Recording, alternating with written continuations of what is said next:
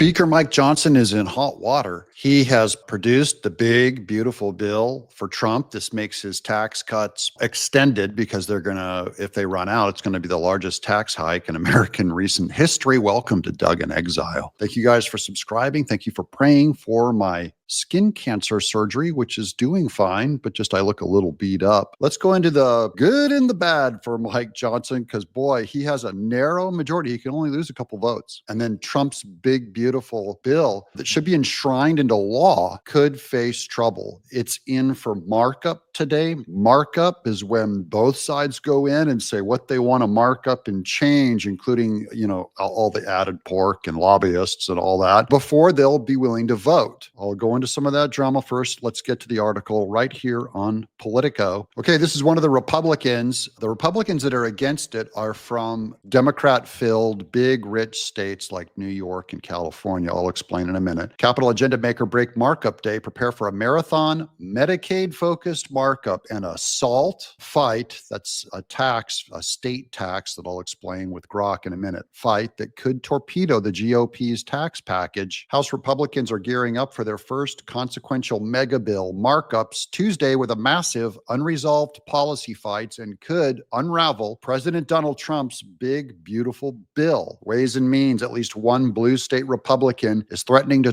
torpedo the GOP's tax package over Chair Jason Smith's proposal to triple the cap on the state and local tax deduction. State and local tax deduction, that's SALT, state and local tax, SALT deduction, to $30,000 and limit it to people who make $400,000 or less. So he's angry that it's not deeper because they want a tax break.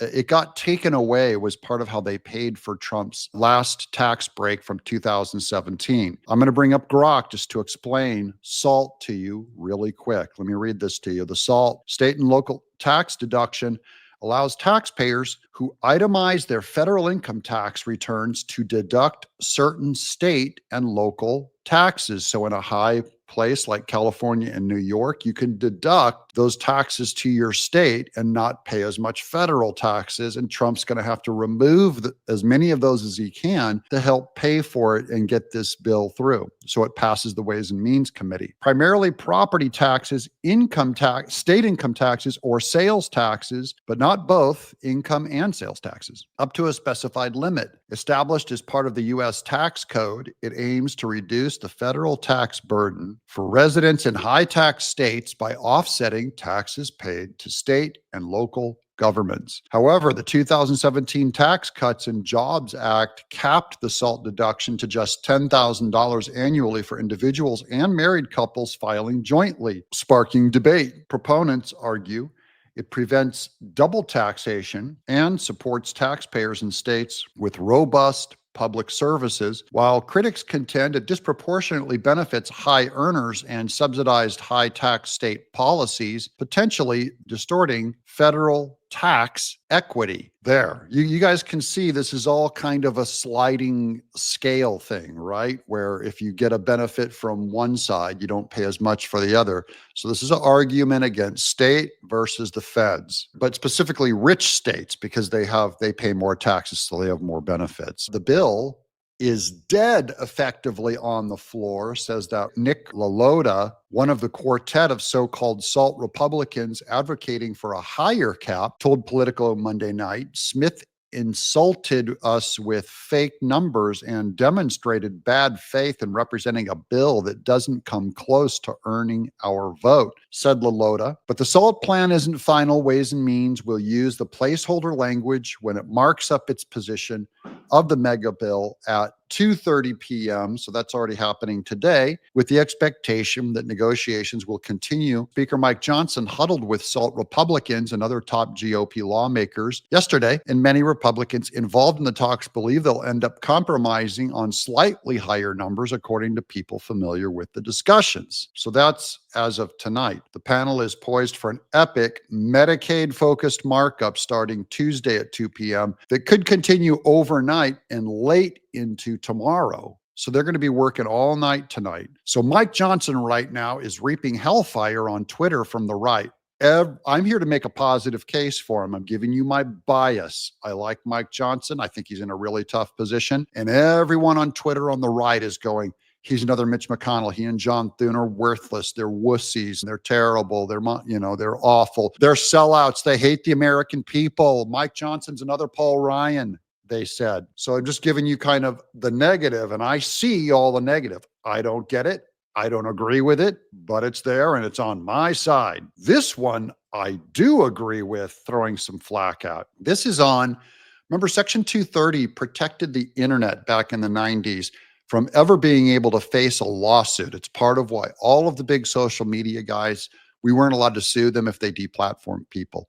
Well, they just stuck another one of these for AI in the bill. That is, anything with AI cannot be sued for 10 years. I'm a huge pro AI guy. I do not believe in protecting them from lawsuits if they breach other people's intellectual property rights, copyright law. It's a really bad idea for the government to come down and say, you cannot touch this thing. Similar to what they did with Pfizer too, when they said you cannot touch with liability the vaccine, because mistakes could have been corrected earlier with our legal system. Here's the actual part. It says, this is while Republicans have inserted, Republicans did this, so they're getting money from big tech. Could be from Elon Musk, could be from Mark Zuckerberg, could be from Google, AI, all big AI. Republicans have inserted language into the budget reconciliation bill that would ban states from regulating AI in any capacity for 10 years. This is a disaster, Mike Johnson. In general, except as provided in paragraph 2, no state or political subdivision thereof may enforce any law or regulation regulating artificial intelligence models, artificial intelligence systems, or automated decision systems during the 10-year period beginning on the date of the enactment of this act. This is insane. AI is going to be the entire economy for the next 10 years. And they don't want you to be able to redress an opponent in court? No. Hard no. This is a dumb, unforced error. Now, here's Mike Johnson back in the day being positive with Laura Trump on this interview about what's at stake if Trump doesn't get his budget passed. We have to keep this forefront on all these discussions. We have been working hard, trying to keep up with the president. The reconciliation package, of course, is a big part of that. And that will be the vehicle where we deliver most of the America First agenda. So a lot of work's gone into this. We've been working on that package for over a year in anticipation of this moment, because we knew he was going to win another term and that we would have unified government with Republicans in charge of the White House, the Senate, and the House. We cannot waste this opportunity. So there's not been a lot of rest around here. There hasn't been a lot of rest around here. That's false. This Congress has taken more days off than nearly any other. They're not working hard. They just now came back from vacation and now they're working on the bill. Now they'll work on it around the clock, but I don't buy that whole, we've been working on it really hard. Sorry, Mike Johnson, going to disagree with you on that. And I'm coming from it as a fan and as an advocate. So you can take my criticism very seriously. The only reason why you delay repeal of the credits for solar and wind until 2029 to 31, they're denying the repeal of tax credits for solar and wind until 2030, guys, in this bill. When Dems are very likely to be in power is because you don't actually want to repeal the Green New Deal. And so here it is. They're saying we're going to repeal wind and solar grants and freebies. And here it says for a facility placed in service during calculated year 2029, it goes down 80%. And then by December of 3031, you get a 0% tax cut. Is that good enough for you guys? Let me know in the chat.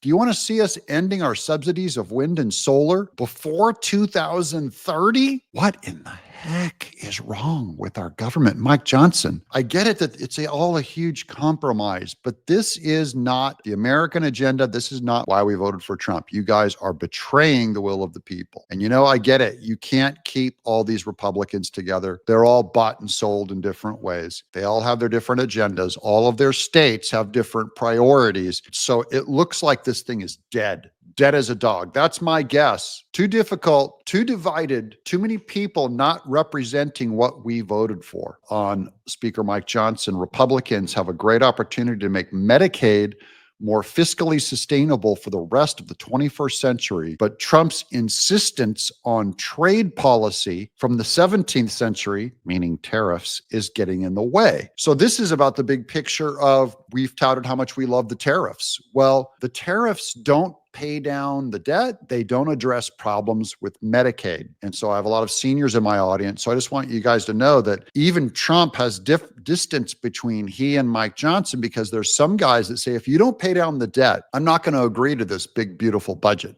I'm not going to just give all this money away or cut fraud and spending and not cut down the debt. Trump's going, no, tariffs. We're going to work tariffs. We're going to fix the economy and the middle class and jobs first. We'll have to get to paying down the debt later. You don't want to pay down the debt on the front end of your administration. There are some hardline conservatives giving Trump trouble. So now you guys know the lay of the land and what the big conflict is. I just want to give you a big picture of what's at stake with this big, beautiful bill, how impossible it is for Mike Johnson to pull this off. If he does it again, it will be, again, I got nothing but respect for the guy, but I think even this one is too heavy of a lift. He's going to have to do all kinds of compromises. He's going to be called names all through the whole thing as a sellout and a Paul Ryan. 3 Republicans, Rand Paul, Thomas Massie, and that guy LaLota in the article, they alone could remove Trump's MAGA agenda in this big, beautiful bill. So is that Mike Johnson's fault, or is that not Thomas Massie, Rand Paul, and LaLota's fault? Who you blame and who takes over the media. And right now, the media, the right-wing media, is against Mike Johnson. That looks bad for his agenda. This thing's just going to die. And then, if they can't pass a budget and it dies, then by this fall, they have to pass another continued resolution, which just tries to buy a little more time. Now you know what's at stake with the economy. Trump's got to get a win from this. Mike Johnson wants him to get a win. Purity is the enemy. Perfect is the enemy of the good enough. I'm Doug in Exile. Subscribe.